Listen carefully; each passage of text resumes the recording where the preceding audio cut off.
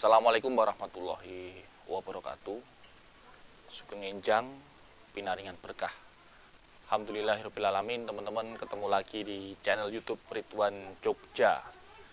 Hari ini kita akan membahas tentang keberhasilan operasi intelijen Amerika Serikat CIA dalam memburu pimpinan Al-Qaeda Ayman Az-Zawahiri yang diumumkan oleh Presiden Joe Biden kira-kira sekitar 10 hari yang lalu ya, berhasil melakukan serangan terukur sehingga Ayman dikabarkan versi Amerika Serikat bahwa Ayman berhasil dilumpuhkan atau tewas atau meninggal.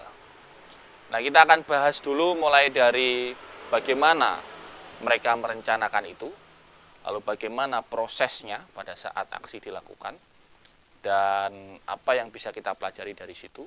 Lalu juga nanti kita akan mencoba memperkirakan apa kira-kira potensi teror ke depan, serangan balasan yang mungkin dilakukan oleh jaringan yang mendukung oleh Ayman. Pertama kita lihat dari perencanaan ya, atau planning. Mohon maaf ini kurang jelas ya. Kita lihat dari bagaimana mereka melakukan perencanaan.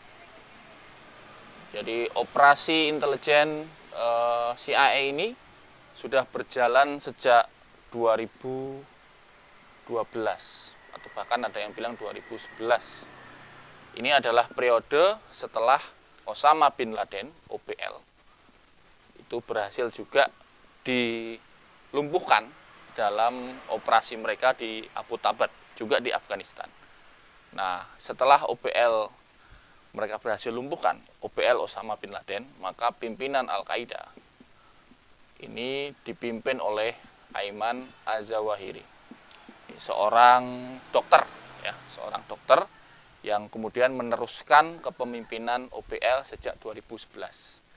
Nah, sejak 2011 dalam artian 11 tahun ini CIA melakukan operasi targeted kepada Ayman Az-Zawahiri. Sehingga kebutuhannya jelas, usernya di situ adalah Presiden Amerika. Presiden, maaf ini tulisannya kurang sip. Ini saya punya cita-cita jadi dokter. Presiden Amerika Serikat ini sebagai usernya. Ya.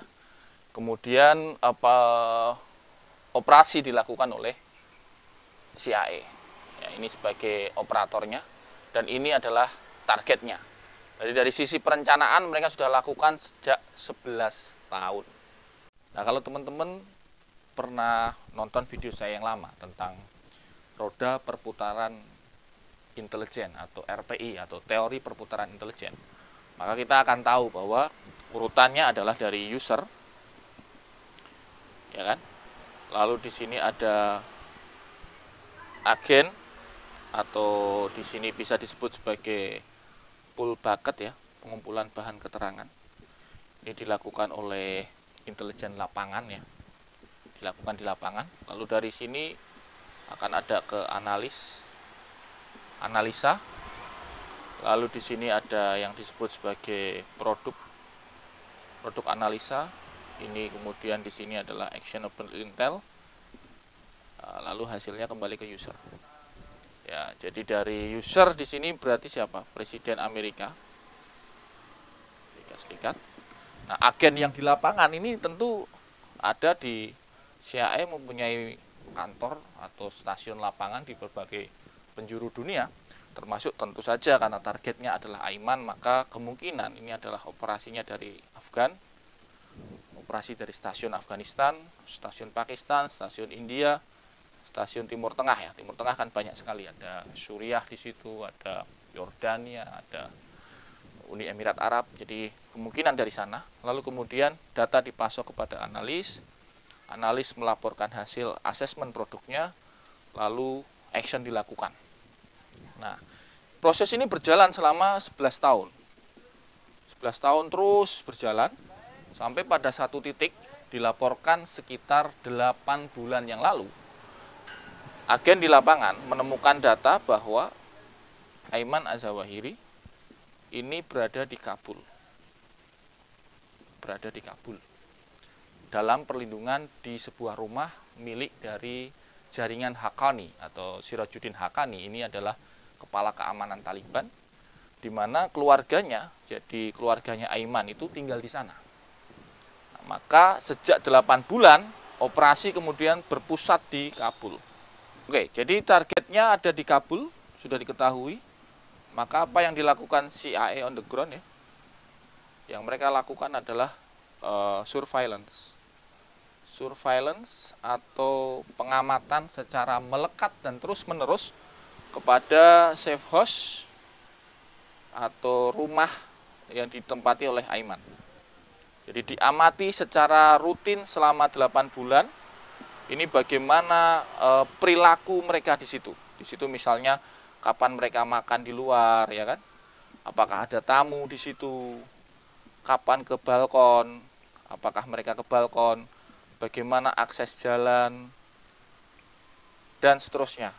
Ini dilakukan berbagai macam data-data dibutuhkan, termasuk bagaimana mereka misalnya melakukan verifikasi benarkah yang di situ itu Aiman. Jadi dari foto di transkrip, diverifikasi dengan database ya, database yang mereka miliki. Itu di sana misalnya ada tekstur pipi, bentuk muka, kemudian mata, diverifikasi benar selama 8 bulan.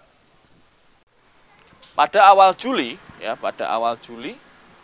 Joe Biden dilapori oleh kepala CIA bahwa mereka meyakini firm bahwa Ayman Az-Zawahiri ada di Kabul dengan lokasi yang tetap, berada di lokasi di safe house itu, di satu tempat di safe house itu, sehingga kemudian Biden memerintahkan, ini perintah user adalah execute, ya, maaf ini di pinggir jalan ya. Eksekusi. Nah, betul. Nah, lalu kemudian dilakukan verifikasi langsung. Artinya apa? Artinya agen darat CIA mendekat ke safe house. Tentu jangan dibayangkan agen darat CIA itu ya seorang warga Amerika Serikat, rambutnya bule atau orang Londo gitu bahasa kita ya. Enggak dong, agen daratnya tentu adalah orang lokal. Orang lokal yang mereka tidak dicurigai ketika mendekat ke safe house.